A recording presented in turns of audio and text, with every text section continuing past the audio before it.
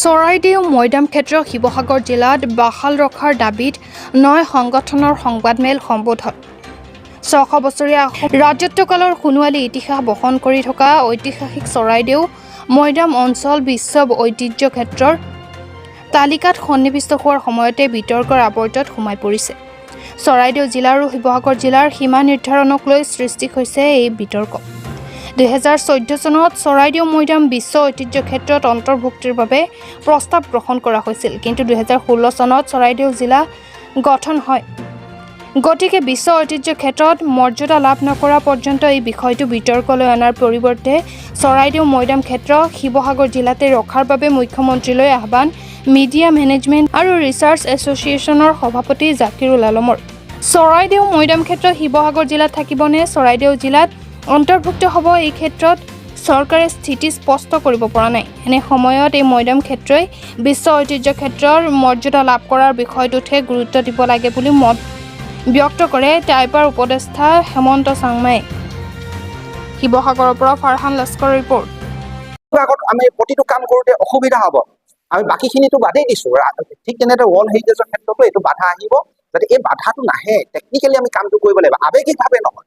আমি শ্ৰদ্ধা জনাইছোঁ সমগ্ৰ চৰাইদেউবাসী, কিন্তু চৰাইদেউবাসীয়ে জানে এদিন নহয় এদিন আমাৰ তাত সোমাবই।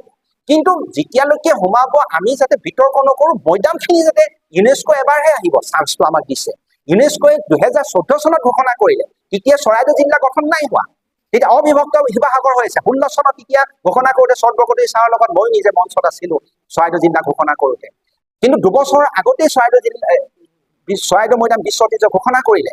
তেনেকুৱা ক্ষেত্ৰত আজি চৰাইদেউ মৈদামখিনি শিৱসাগৰত থাকিলেও একো আমাৰ আপত্তি কৰিবলগীয়া নাই। যদি ভৱিষ্যতে কিবা চেণ্টিমেণ্ট আছে আমি সেইটো সকলো দল সংগঠন একেলগে বহি আমি আলোচনা সমাধান কৰিম, কিন্তু সদ্যহতে টেকনিকেল প্ৰব্লেমৰ কাৰণে আমি মাননীয় মুখ্যমন্ত্ৰী প্ৰধানমন্ত্ৰী।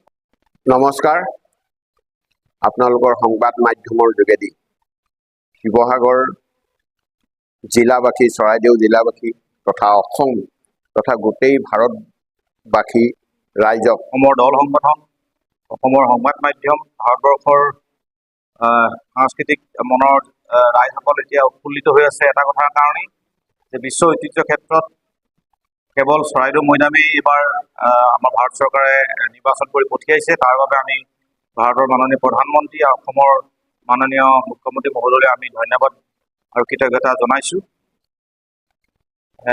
আৰু বেছি দিন নাই, ১৫-২০ দিনৰ ভিতৰত এটা সিদ্ধান্ত আমালৈ আহিব যে চৰাইদেউ বিশ্ব ঐতিহ্য ক্ষেত্ৰৰ যিটো আমাৰ কি কয় ঘোষণা, আৰু সেই শুভ দিনটো আহি পৰিব।